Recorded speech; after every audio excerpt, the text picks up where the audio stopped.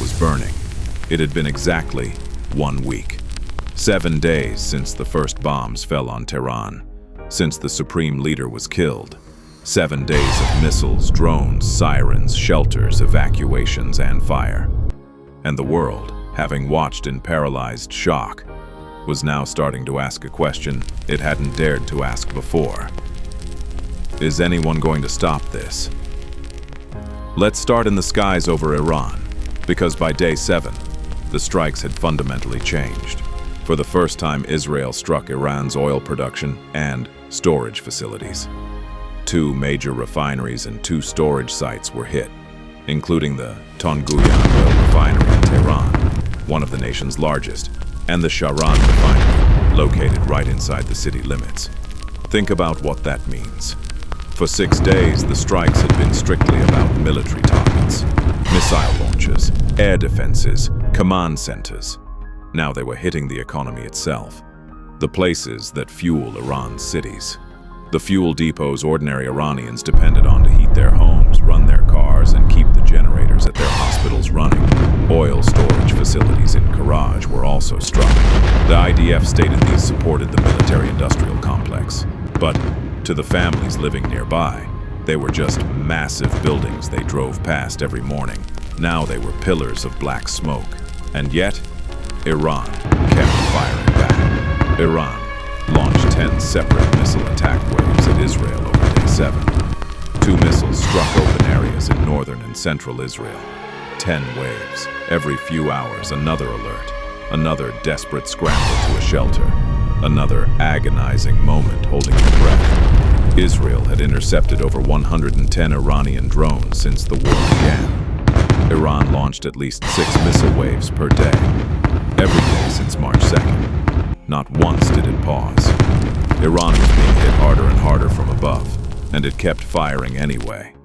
That told you exactly what kind of war this was going to be. Then a moment of surprising quiet. Iranian President Pezeshkian announced that Iran would suspend its strikes on Gulf Arab states unless those countries were actively used to launch attacks against Iran. A small gesture, a partial pause directed at countries like the UAE, Qatar, Bahrain, and Kuwait. Ordinary people running from drones despite having absolutely nothing to do with starting this war.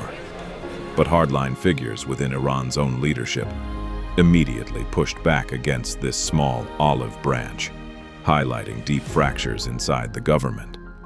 Iran was not one voice, it was many voices, all arguing about how long to fight and whether any door to peace should be opened. Now, to London. On day 7, more than 50,000 people marched through the city against the strikes.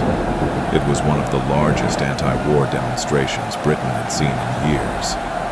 50,000 people on a rainy Saturday, thousands of miles from the nearest explosion. They filled the streets because they felt the world was heading somewhere incredibly dangerous. The deep divisions of the Middle East were playing out in Europe, and in Nagasaki, Japan, the city that knows better than anywhere else what war truly costs. An anti-war protest was held, joined by a survivor of the atomic bombing, a man who had lived through the worst weapon ever used against a city, standing in the streets, asking the world to stop. Meanwhile, the Strait of Hormuz remained effectively sealed. The regional maritime risk level had reached critical. Iran threatened to attack any vessel attempting to transit. Critical. That means, do not sail here. Tankers sat anchored. Oil storage tanks were slowly filling up with nowhere to go. U.S. oil prices surged 31% in a single week. Brent crude climbed to $91 a barrel. Analysts warned oil production would eventually have to halt entirely because storage would run out of space. A war in the sky over Iran was threatening to shut down energy across the region. Back in Iran, ordinary life was entirely suspended. Schools closed. Banks operated at reduced capacity. The internet blackout stretched past 240 hours, the second longest internet blackout ever recorded in history. 10 days with no internet, just darkness and the sound of distant explosions. And somewhere in that darkness, Iran's government was quietly choosing a new supreme leader. The announcement would come on March 8th. The world was watching because whoever came next would decide whether Iran fought on or looked for a way out.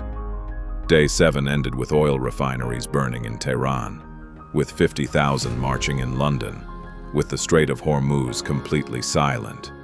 1 week, more than 1,300 people killed. The war had spread across the entire region. 1 week, and it felt like a year. The question was no longer whether this war was big. The question was how it would end, and who would be desperate enough to make it stop. Day 8 was coming. We'll see you tomorrow.